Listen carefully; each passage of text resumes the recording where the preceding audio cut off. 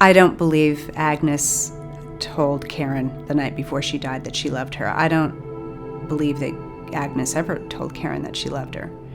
The movie opens with Karen, with the, she's dying, she's dead, and she's skating around as this sort of vision. It's a very interesting, weird opening, and evocative, and you get that out of the way right away. So the question becomes, not how did she die, but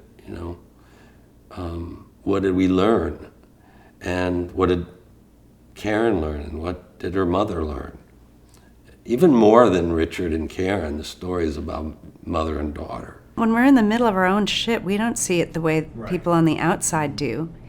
And they were in denial to a certain extent. First of all, anorexia nervosa was not understood very well. And, unless you were a doctor, the public didn't know about it, right? I mean, Harold, I found it interesting, I just saw it today in your book on the train, that Harold actually said, oh, she's got anorexia. When I was doing the research, what I heard was that the family just kept saying, she just needs to gain some weight, she'll be fine. Like, especially Agnes, disregarded the therapy as being, only crazy people need therapy, right? That old Americana belief that, that only crazy people go to therapists or psychiatrists, right? She'll be fine. She just needs a little rest, some home cooking. You might as well know that I don't put much stock in this psychiatry business either. I'm sorry you feel that way, Mrs. Carpenter, but Karen has decided to come to me, and I think that's a commitment on her part to get well. That's the important thing, Mom. Now, the more cooperation I can get from your family, the more progress Karen can make. Would you call Karen down, please? Right away. In the scene when Karen was finally getting treatment in New York City for anorexia, and they called for the family meeting, and Agnes's reaction was, well, we don't need to tell her. We don't do things that way. She knows. She knows. Now, there's one more thing. We have found a common element in all the patients that suffer from anorexia. The fear that if they don't live up to the family's expectations, they're not going to be loved. Are you saying that we don't love Karen? No. But have you told her that you love her? Well, naturally We don't do things that way. You show a person, you don't tell them all the time. Would it hurt to try? I don't think you understand our family. Well, there's a reason that Richard, you might look at that scene and say, let's keep that in because that's working, is because what his mother was saying was what he believed. We don't have to say we love each other, and that's, they had an understanding.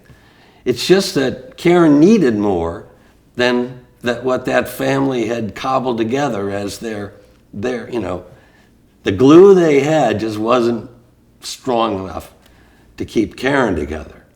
And she never found love, to replace what was obviously just this emptiness inside of her. And that's what we hear in her songs. The last scene... Good night, Mom. And Karen's going upstairs to go to bed in the scene, and Agnes stops her and says, Karen... I know you're going to be needing some new clothes, and I was just wondering if you'd like to go shopping. Just you and me. Yeah, I'd love to. Do you want to go tomorrow? Fine. Okay, great. And Karen? I love you. I don't believe Agnes told Karen the night before she died that she loved her. I don't believe that Agnes ever told Karen that she loved her. But I don't know that Karen ever did know, because she was always overlooked for Richard. Richard was praised as being the genius. Richard was literally in the photo album that I was able to look at in their home. There was a picture of Richard at the piano, and it said Richard the prodigy. And I turned the page and it was a picture. It was like Karen. I'd like to think it happened, but it's made up out of whole cloth just because, to leave an audience with the same emptiness that she felt is not what television does. It's not what storytellers do. And there was no happy ending, but you can hint at it. And so we were guilty of that, and I'm glad we were. That's movie making. That's storytelling. I saw the movie like the rest of the country, the night it aired. I had been left out of the wrap party, so to speak, and just watched it with fairly open eyes and ears and heart. And the music makes it. We made a good movie, really talented people in front and behind the cameras, but it's the music that tells the story. And it was just to get a large part of the country, by the way, the ratings were like enormous, to spend an hour and 49 minutes or whatever listening to Karen and Richard, but to her voice, because her voice tells the story. The river that ran silent beneath, her life and her death is in her song. It's in her voice. That's why nobody can replicate it. When it was lost forever.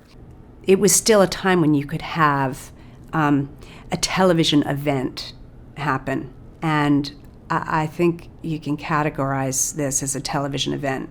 And I did not expect it. As I said, I actually left LA and hid when it aired because I wasn't sure how it was going to be received. But the numbers, the market numbers were extraordinary. It was 30-something million people that watched it that night. I mean, the network told me it was like Super Bowl numbers. Those numbers reflect what a fan base they had.